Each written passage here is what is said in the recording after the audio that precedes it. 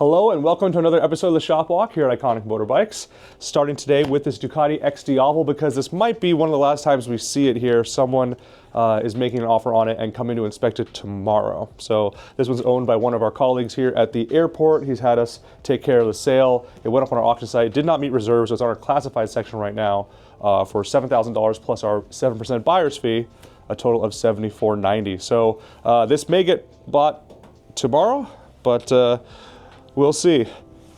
One of the least useful backrests in motorcycling history right there.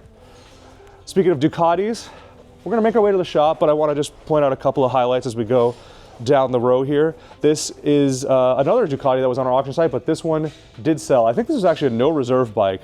So this is the FILA 999R, and it had a low, 1,400 miles or something like that. So that's just found a new home. I think the new owner just had us do a couple of little things, and so I'm excited to see it's going to go someplace where the new owner is going to ride it, which I always love to hear. The BMW rental bikes is part of our program, or our rental program I should say, and another BMW, an R75/5 over there. Of course, I've got a soft spot for those because that's an R75/5 is what my race bike is as well that I've shown in recent shop walks.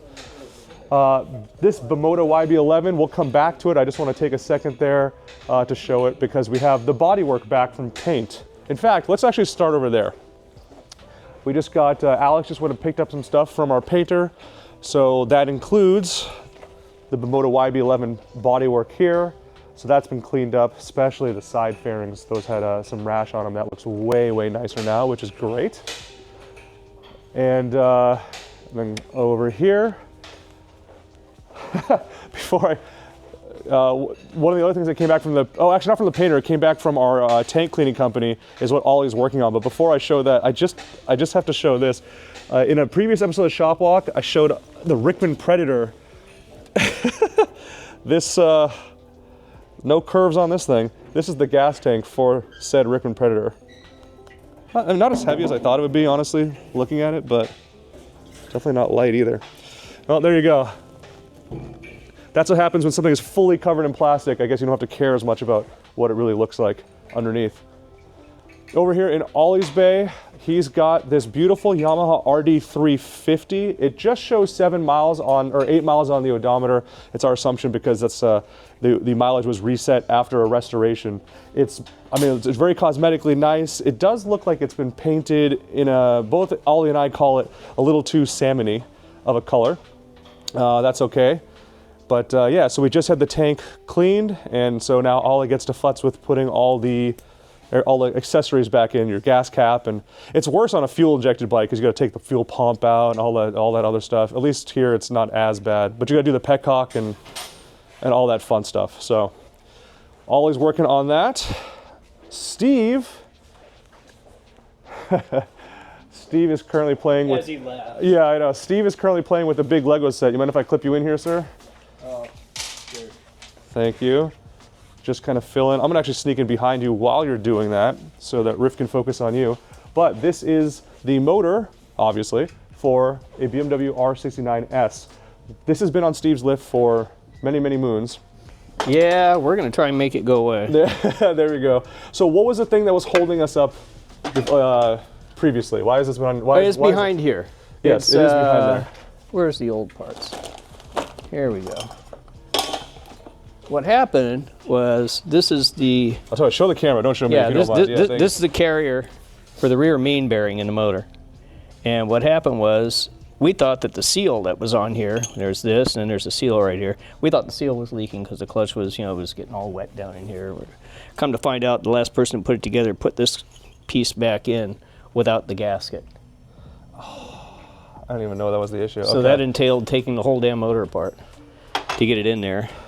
So we figured as long as they're in there, new bearing, new carrier, yep, new seal, new clutch, gonna get a new top end.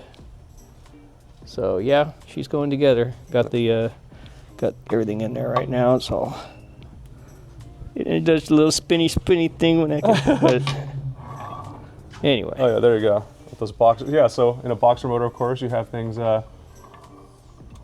firing side by side. Aww. Oh, Like I said, big Lego piece here, which is cool. and you got all the gears and if you call on this side, oil pump is down here. They got that drive in, got the cam in. So there you go.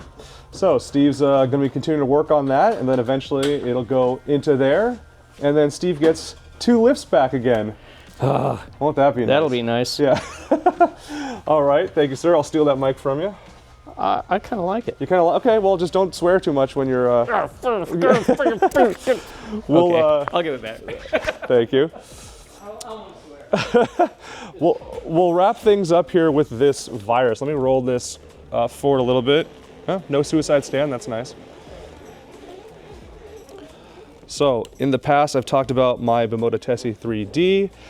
We've actually had this exact bike and my Bimota over in Daniel's Bay side by side for a comparison of 2 different takes on hubless, or not hubless, sorry, hub center steering options. So Vyrus, founded by a gentleman who actually used to work at Bimota and then decided he could do things better. And I think there's some things that he does better, some things that he does worse. Frankly, I'm not gonna rehash the whole video. I would say you can just go ahead and watch that. We'll put a link to it in the description so you can check out that. But this bike is back. Do you know why? I should have asked you before the video, I'm sorry. Battery.